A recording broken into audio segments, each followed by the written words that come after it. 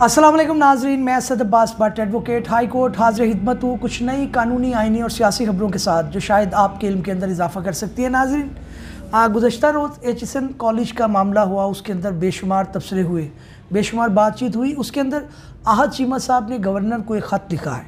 उसका क्या मतन है, किस ढठाई का इजहार किया जा रहा है, किस तरह से एक तालीमी इदारा जिसे मेरिट के ऊपर खड़ा करने की कोशिश की जा रही थी उसकी धज्जियाँ उड़ाई जा रही हैं, इस पर बात करेंगे। दूसरा हम बात करेंगे कि बुशरा बीबी की जान को क्या वाकई खतरा है, उनके शहद के अंदर क्या मिलाया गया जिसके ऊपर वो इतनी सीख पा हो गई। और प्रेस कॉन्फ्रेंस तो नहीं, लेकिन प्रेस से बात करते हुए अडयाला जेल के अंदर उन्होंने कुछ कहा जिसके ऊपर बानी पीटीआई इमरान खान को उनका बाजू पकड़कर रोकना पड़ गया। इसके ऊपर भी बात करेंगे। किस किस को शोकाज नोटिस मरीम नवाज़ की तरफ से जारी हो चुका है, उसकी भी तफसीलात हमारे पास मौजूद हैं, वो भी आपसे कुछ ही देर में शेयर करेंगे। लेकिन आज की सबसे बड़ी खबर जो है, जो अदालती या जो पाकिस्तान की सबसे बड़ी खबर है, वो ये है कि इस्लामाबाद हाई कोर्ट के 6 जजिस ने सुप्रीम जुडिशल काउंसिल को चौंका देने वाला ख़त लिखा है। ऐसे हक़ाइक़, ऐसी डिटेल, ऐसी चीज़ों को उजागर करने की कोशिश की है कि जो पाकिस्तान की जुडिशल हिस्ट्री के अंदर शायद 2007 के वाक़ये के बाद जब एक लॉयर्स मूवमेंट चली, सबसे बड़ा जो है वो एक कागज़ का टुकड़ा है जो अपनी एक अहमियत रखता है। उसके ऊपर भी बात करेंगे। सबसे पहले चलता हूँ आहत चीमा साहब के ख़त की तरफ। एचएसएन कॉलेज का मामला आपको पता है, बेशुमार उसके ऊपर ख़बरें आ चुकी हैं। मामला कुछ यही था कि बच्चे आहत चीमा के छुट्टियों पर जा रहे थे। उनकी मिसेस ने कहा जब तक ये छुट्टियों पर रहेंगे आप इनकी जो है वो फ़ीस हम नहीं अदा करेंगे। उसके ऊपर कोई चल रहा था मामला। फिर उनका बोर्ड ऑफ गवर्नर भी है, बोर्ड ऑफ गवर्नेंस होता है, उसके अंदर जो वक्त के गवर्नर होते हैं वो उसको चेयर करते हैं गालिबन। तो उन्होंने एक नोटिफिकेशन निकाला जिसके अंदर उन्होंने वेवर दे दिया, फ़ीस माफ़ कर दी आहत चीमा साहब के बच्चों की, कि जब तक वो इस्लामाबाद रहेंगे ज़ाहिर है वो उसकी सर्विसेज नहीं इस्तेमाल कर रहे, लेकिन एक रिटेन किए हुए हैं एक सीट को, तो वो फिर जो है वो कैसे जो होगा। उसके ऊपर एक टसल थी between the principle of HSN school और कॉलेज और आहत चीमा साहब की मिसेज, और आहत चीमा साहब भी ज़ाहिर है उसके अंदर वो होंगे या नहीं थे, बहरहाल उनको आना पड़ गया, वो तो अब इसके अंदर ही है। तो गवर्नर साहब ने एक नई पॉलिसी तरतीब दी। उन्होंने कहा जी कि बच्चा जब तक नहीं पढ़ेगा उसकी सीट तो रिजर्व रहेगी, लेकिन उसकी फ़ीस जो है वो माफ़ होगी। ये नई पॉलिसी गालिबन उन्होंने दी। इसके ऊपर जो है वो अब इल्ज़ाम तराशी शुरू हो चुकी है प्रिंसिपल के ऊपर। आहत चीमा साहब ने आज एक ख़त लिखा और उन्होंने कहा कि जनाब मुझे ये नई पॉलिसी से मैं इस्तिफ़ादा नहीं उठाऊंगा। भाई आप ना उठाएं, लेकिन आप ये बताएं कि एक शख्स जो है वो एक इदारे का जिसे सो कॉल्ड, हालांकि उसके अंदर भी बड़ी बातें हैं, बड़ी चीज़ें हैं, और कोई गारंटी नहीं है कि एचएसएन से आपका बच्चा पढ़ता है तो बिल्कुल बड़ा काबिल होगा। ठीक है, अच्छे लोग निकलते हैं वहाँ से, अच्छा इदारा है, अप्रिशिएट भी करना चाहिए, लेकिन गारंटी नहीं होती। लेकिन दुनिया पीछे भाग रही होती है, सिफारिशें, कल्चर भी है यहाँ पे, चलती भी हैं। लेकिन बहरहाल मोर और लेस प्रिंसिपल जो है इस चीज़ पर, इस इशू से पहले इत्तेफाक था कि वो मेरिट के ऊपर काम कर रहे हैं, अच्छा काम कर रहे हैं, चीज़ों को अच्छी तरतीब में लेके जा रहे हैं। लेकिन अब ये जो मामला हो गया तो इसके अंदर जो है वो इल्ज़ामात की एक भरमार आ चुकी है। वो कहते हैं जी आज चीमा साहब के जनाब मुझसे जो है वो इन्होंने अंडर द हैंड जो है वो कुछ मरात लेने की भी कोशिश की, कुछ बात करने की भी कोशिश की। ओ भाई, आपको अब टाइम पे याद आया कि आपसे मरात लेने की कोशिश की? आप किस मरात पे बैठे हुए हैं?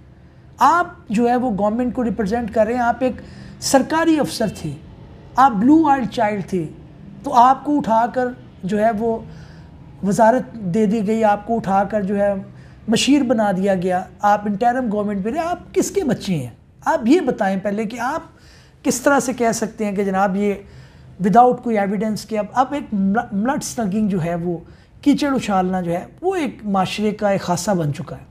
बहरहाल एक नर्सरी होती है, एक स्कूल जहाँ पे बच्चे मेरिटोक्रेसी सीखते हैं, जहाँ पर बच्चे माशरे के अंदर मुख्तलिफ जो तज़ाद होते हैं, मुख्तलिफ जो ऊंचाई और गहराई होती है उसको समझते हैं, जहाँ पे उनकी पर्सनालिटी बिल्ड होती है।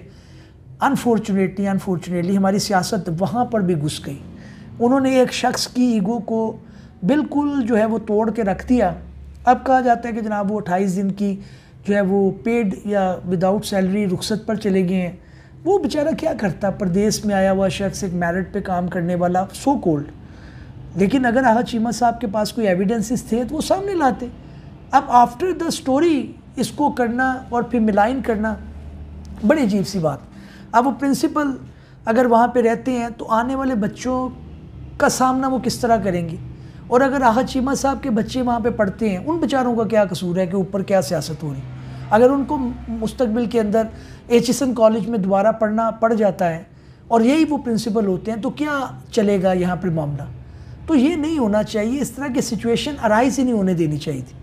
आहत चीमा साहब के कोई असासे छुपे पड़े, बेशुमार उसके अंदर व्लॉग्स हैं, बेशुमार उनकी सारी चीज़ें हैं, उनके ऊपर जो इल्ज़ामात थे जिसके अंदर वो अंदर भी रहे, वो इस चीज़ से कतई नज़र के वो बाद में छूट गए, हो गया, सियासी मुकदमात होते हैं। लेकिन उनके अपने डिक्लेयर करदा असासे इतने हैं कि जिसके अंदर उनको पहले ही कहना चाहिए था कि यार हम सीट रिज़र्व करवा रहे हैं तो हम पैसे देंगे, हम फ़ीस अदा करेंगे। और भाई प्राइवेट कॉलेज की फ़ीस आप जाके बच्चे के स्कूल की पता करें, एचिसन कॉलेज की कंपैरेटिवली उससे कम है, और सारी सहूलत, फिर एक नाम, एक रुतबा, एक स्टेटस अटैच है। तो बहरहाल एक अनफॉर्चुनेट इंसिडेंट है और ये नहीं होना चाहिए था। उम्मीद है कि आइंदा इस तरह नहीं होगा। कम से कम जो तालीमी इदारे हैं उसको एग्जेम्प्ट कर देना चाहिए, उसमें सियासत मत घुसेड़ें। अगली खबर जनाब ये है कि जनाब बुशरा बीबी पर जो है वो आज उन्होंने अडयाला जेल अपनी पेशी के लिए आई।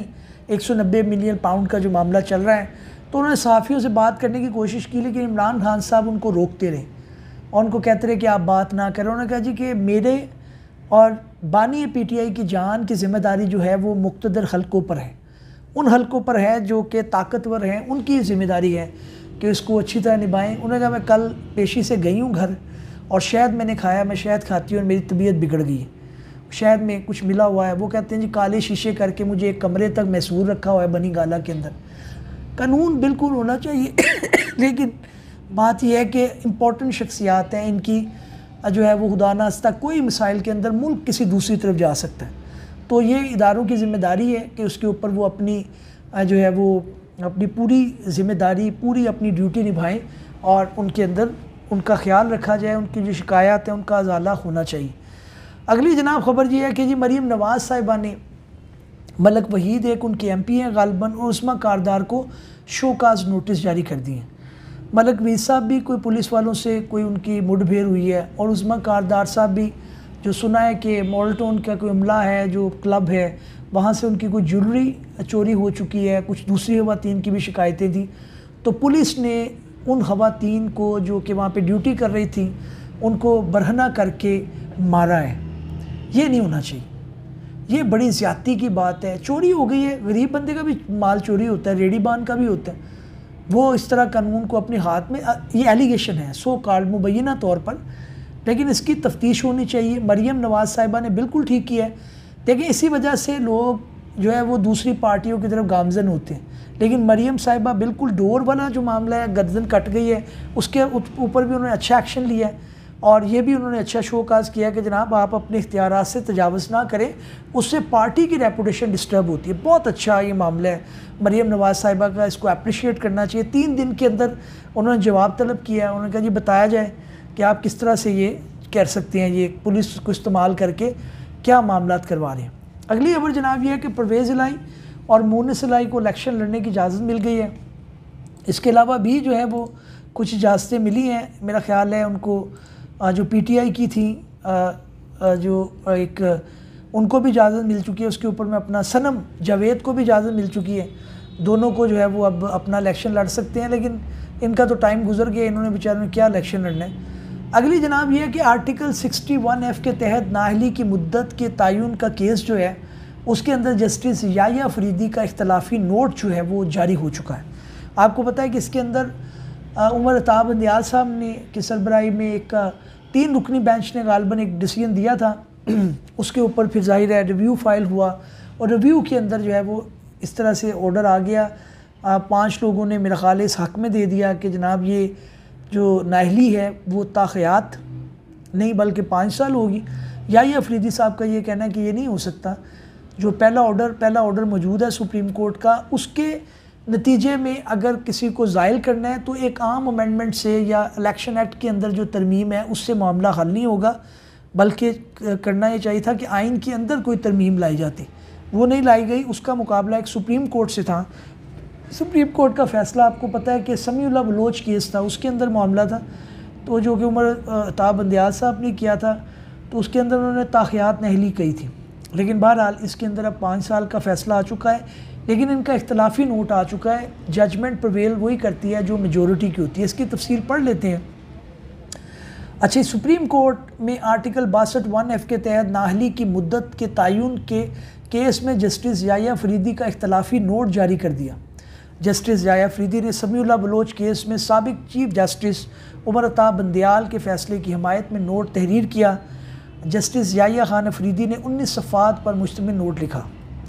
अच्छा जी, नोट में कहा गया समीउल्लाह बलोच केस में तय नाअहली मुद्दत इलेक्शन एक्ट में तय 5 साला मुद्दत पर हावी है।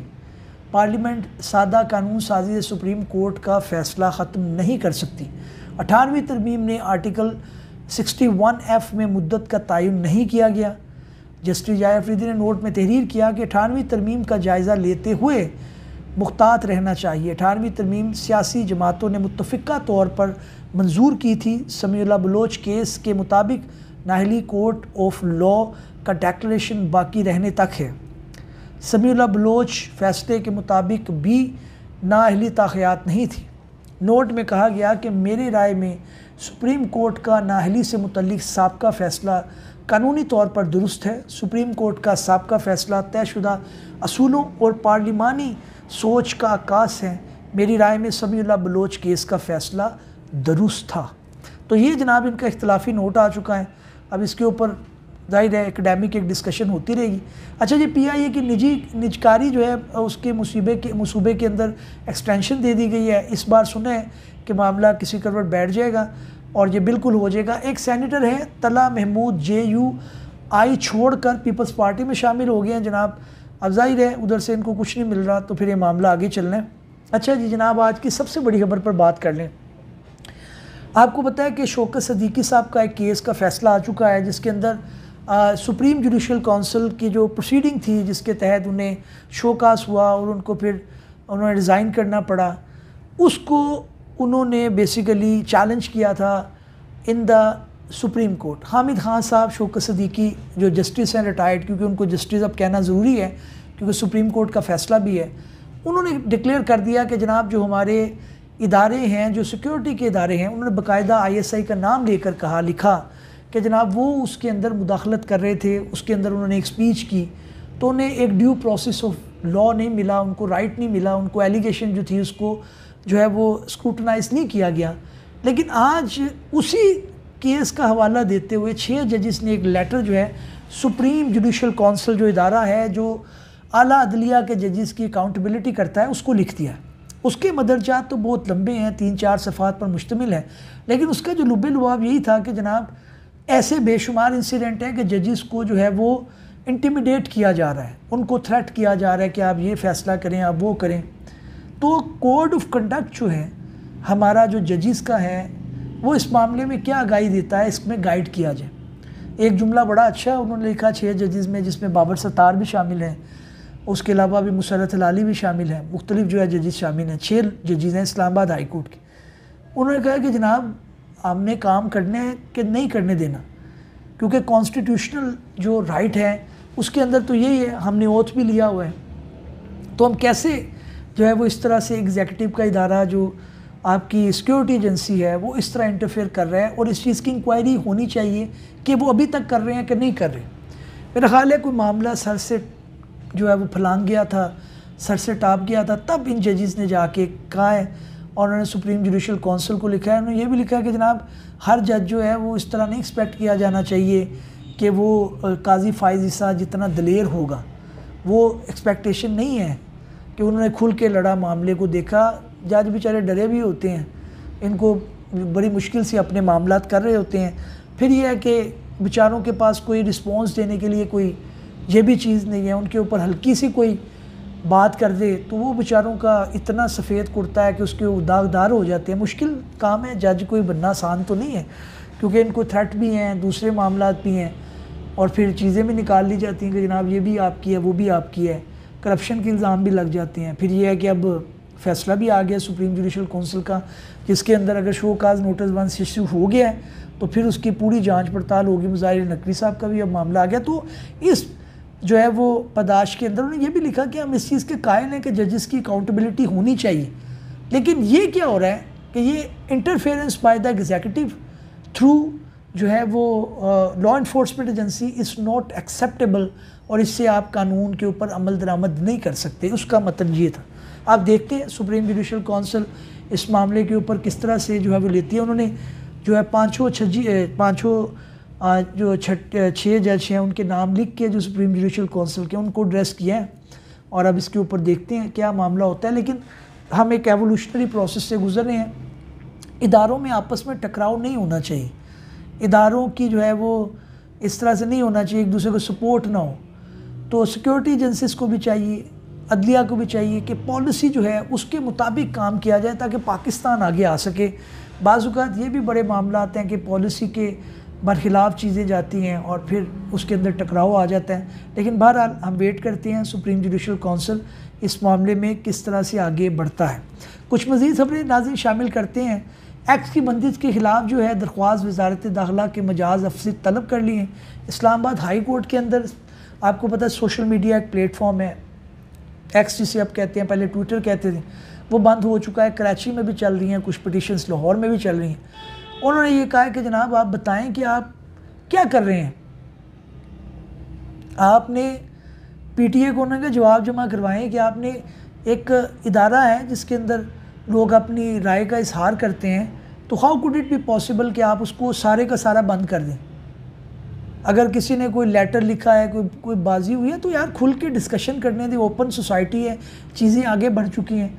इसके अंदर आप एक पूरा प्लेटफॉर्म को बंद करके, किसी ज़माने में यूट्यूब भी बंद हो गया था, गूगल भी बंद हो गया था। तो as a nation we should grow up to show to the public at large और टू द वर्ल्ड के हम मेच्योर हैं, हम तनकीद को बर्दाश्त करते हैं, हम सुन सकते हैं अपने खिलाफ जो बात है उसको हम खुले दिल से जो है तस्लीम कर सकते हैं। बहरहाल अब इसकी प्रोसीडिंग चलेगी, जवाब उन्होंने जमा कराना है। अच्छा जी, अगली खबर ये है जनाब, मुल्क भर में टैक्स दहिंदगान की हौसला अफजाई करने का फ़ैसला कर लिया गया है शहबाज शरीफ साहब ने, और इन्होंने कहा है कि जनाब 60 के करीब या 59 अफराद को टैक्स एक्सीलेंस अवार्ड देंगे जो सबसे ज़्यादा टैक्स देंगे। अब कोई जो इंडस्ट्रियलिस्ट है, कोई डेवलपर है, वो टैक्स टूक्स वैसे ही वो जमा करा रहे होते हैं, इनको भी अवार्ड मिलने लगे। जैसे पहले अवार्ड बांटे हैं किसी जगह, मुझे बताएं कि दुनिया के अंदर सहाफ़ी को उसकी ज़िंदगी के अंदर तो नहीं अवार्ड मिलना चाहिए। सहाफ़ी का क्या काम है कि उसे अवार्ड मिले? सहाफ़ी ने तो तनकीद करनी है गवर्नमेंट की पॉलिसी पे, वो तो उसको बुरा भला कहेगा। जो रेवोल्यूशनरी लोग हैं वो तो उसको बुरा भला कहेंगे, उनकी पॉलिसीज़ हैं, अच्छी हैं, बुरी हैं, उसके अंदर तनकीद निकालेंगे, मीम एक निकालें। शायरों को मिले, आर्टिस्ट को मिले, राइटर्स को मिले, फ़िल्म साज़ों को मिले, जो कॉमेडियन हैं उनको मिले, जो आर्ट से मुतल्लिक जिनका ताल्लुक़ है, जो गवर्नमेंट के सॉफ्ट इमेज होती है। उस सहाफ़ी तो डंडा हाथ में पकड़े हुए तो मोनीटर है क्लास का, वो तो गवर्नमेंट के ख़िलाफ़ हर बात करेगा, वो तो इदारों को भी ख़िलाफ़ बात करेगा अगर उसके अंदर कोई ख़राबी है। अगर वो यही नहीं करता तो उसका सहाफ़त करने का क्या फ़ायदा? मुझे बताएं जिन सहाफ़ियों को अवार्ड मिले हैं, यार वो क्या आपकी कोई शक्ल आपने दिखानी है सोसाइटी के अंदर? किस मुँह से आप जाएंगे काबा? वो कहते हैं ना कि वो वही वाली बात है। बहरहाल माशरा हमारा चल रहा है अभी, अल्लाह करे इसके अंदर बेहतरी है। सोने की 1200 रुपये महंगा हो गया जनाब, गरीब का जो बेचारे की खरीब जो है वो खरीद से बाहर होता जा रहा है। उमर अयूब साहब बानी पीटीए से मिलने डियाला जेल पहुँचे, सुना उनकी गाड़ी अंदर नहीं जाने दी गई, मामला जू के तू हैं। लेकिन बहरहाल इमरान खान साहब की एक स्टेटमेंट आई है, उन्होंने कहा जी असल साइफर दफ्तर खारजा में मौजूद है, हमें पैराफ्रेज कॉपी दी गई, तो फिर मेरे ते केस की कितना है तुझे? बानी पीटीए कहते हैं यार मेरे पास तो है ही नहीं, मुझे पैराफ्रेज कॉपी दी गई। लेकिन बहरहाल इसकी अपील चल रही है, आने वाले दिनों में फ़ैसला होगा। 190 मिलियन पाउंड वाला केस जो है वो भी अभी ट्रायल के मुख्तलिफ मराहिल से गुजर रहा है, उसके अंदर भी अभी गवाहान की क्रॉस एग्जामिनेशन जारी है। गालबन 2 अप्रैल की उसके अंदर डेट हुई है। नाज़रीन जी आज की खबरें थी, इंशाल्लाह नए भी लोग में हाज़िर खिदमत होंगे, तब तक के लिए इजाज़त दीजिए।